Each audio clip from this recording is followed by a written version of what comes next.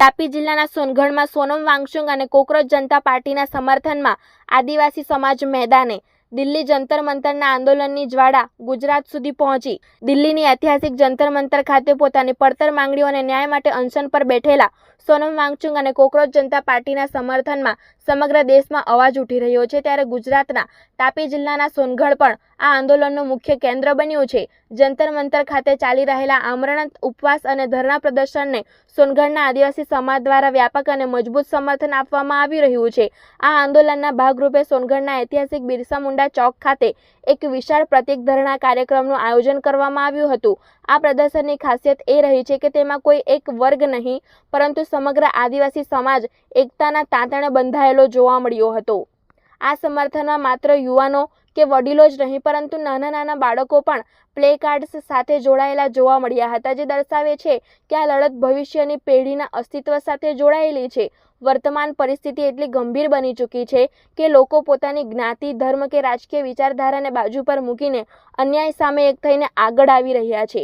આ ધરણામાં આદિવાસી સમાજના અગ્રણીઓ, સામાજિક કાર્યકરો અને મોટી સંખ્યામાં યુવાનોએ હાજરી આપી ન્યાયની માંગ બુલંદ કરી હતી. જી, આપનો પરિચય? મારું નામ યુસુફ ગામિત છે. હું સોનગઢ તાલુકા પંચાયતનો માજી પ્રમુખ છું.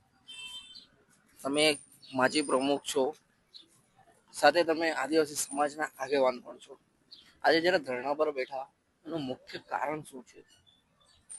દિલ્હીમાં જંતર મંતર પર એક આદિવાસી વૈજ્ઞાનિક શિક્ષણ સાથે જોડાયેલ વ્યક્તિ, જે વૃદ્ધ અવસ્થામાં પણ ભૂખ હડતાલ પર બેઠા હોય, 19મા દિવસે જે રીતે દિલ્હી પોલીસે એમને જંતર મંતર પરથી ધરણા પર બેઠા હતા ત્યાંથી જે રીતે લઈ ગયા છે, એમને છેંછેડવામાં આવ્યા છે, એનો અમે ખૂબ જ ખેદ વ્યક્ત કરીએ છીએ.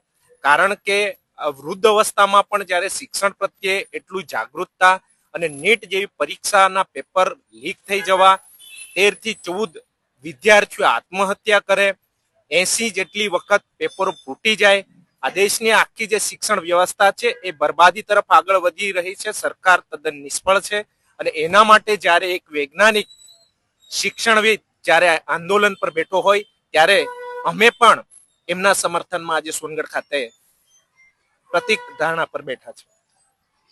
ધરણા થઈ રહ્યા છે, સમર્થન જાહેર થઈ રહ્યું છે, પણ ક્યાંક ને ક્યાંક લોકોની અંદર જાગૃતતા ઓછી હોય, લોકો સાચું શું ને ખોટું શું તે નક્કી નથી કરી શકતા એવું પણ લાગે છે ક્યાંક ને ક્યાંક. કેમ કે જંતર મંતર ખાતે પંજાબના ભાઈઓ પહોંચ્યા છે, ખેડૂતો પહોંચ્યા છે, અલગ અલગ કોમ્યુનિટીના લોકો ગયા છે. એક તરફ જે વાતો થતી હોય કે દેશ ખતરે મેં હે, તો ત્યાં હિન્દુ મુસ્લિમની એકતા પણ દેખાય છે, કોમી એકતાઓ પણ દેખાય છે. માત્ર હિન્દુ મુસ્લિમ જ નહીં, અનેક ધર્મ જાતિના લોકો ભેગા થઈને ત્યાં કરી રહ્યા છે. તો આપણે ત્યાં કેમ ફક્ત આદિવાસી સમાજ જ આગળ આવ્યું છે અત્યારે? આદિવાસી સમાજની સાથે અન્ય સમાજના લોકો પણ આજે અમારા અહીં જે પ્રતિક ધરણામાં બેઠા છે અહીં આવ્યા હતા.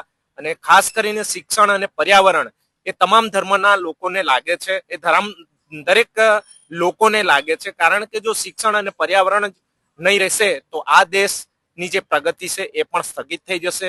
અને ગામડાઓમાં પણ, યુવાનોમાં પણ જે રીતે ફોનના માધ્યમથી લોકોએ જે વિડીયો જોયા છે એ જોઈને તમામ લોકો આક્રોશ અનુભવે છે.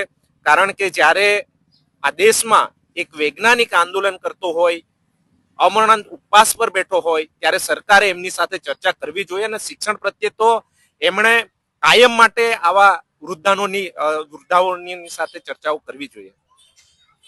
એક તરફ જ્યારે અંગ્રેજોનું શાસન હતું ત્યારે ગુલામીના દિવસો હતા, અને ગુલામીના દિવસોમાં પણ જ્યારે કોઈ આંદોલનો થતા હતા ત્યારે અંગ્રેજો જઈને વાતો કરતા હતા, જે તે આંદોલનકારીઓ સાથે ચર્ચા કરતા હતા, એના રસ્તો કાઢવાના પ્રયત્ન પણ કરતા હતા.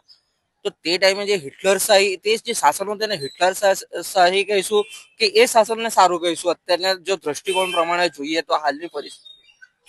અગાઉના સમયમાં અગાઉની સરકારે તમામે જેમણે પણ આંદોલનો કર્યા છે એમની સાથે ચર્ચાઓ કરી છે, પરંતુ હાલની સ્થિતિ જોતા એવું લાગે છે કે સરકાર કોઈ ચર્ચા કરવા તૈયાર નથી. અને જે ધંધાદારી લોકો છે એમને જ આગળ કરીને મને એવું લાગી રહ્યું છે કે આ દેશને બરબાદ કરી દેશે. બીજો પ્રશ્ન કે જ્યારે દેશની ઉપર કોઈ રાષ્ટ્રવ્યાપી પ્રશ્નો ઉભો થાય છે તો એ રાષ્ટ્રવ્યાપી પ્રશ્નો છે ત્યારે દેશની અંદર કોમી એકતા જોવા મળે છે, લોકો એક સાથે જોવા મળે છે.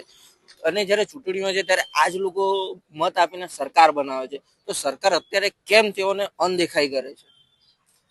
સરકારને એવું લાગી રહ્યું છે કે અમે લોકો સાથે ગમે તેવું તોછડું વર્તન કરીશું, અમે શિક્ષણમાં વિદ્યાર્થીઓને હેરાન કરીશું, વેપારીઓને હેરાન કરીશું, બધી જ જગ્યાએ હેરાન કરીશું તો પણ લોકો અમને જ મત આપશે એવું એમને લાગી રહ્યું હોય એવું મને લાગે છે.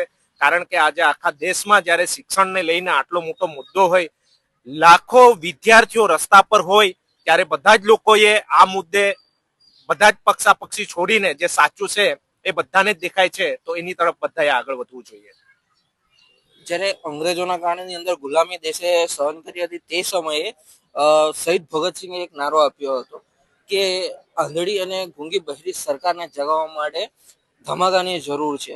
તેમજ નેતાજી બોઝે કહ્યું હતું કે તુમ મુझे खून दो मैं तुम्हें आजादी दूंगा. તે ટાઈપના કોઈ એંધાણ દેખાય છે અત્યારે? હમણાં પણ એવું લાગી રહ્યું છે કે જ્યારે યુવાઓ મેદાનમાં છે અને જ્યારે દેશના બધા જ વૈજ્ઞાનિકો હોય,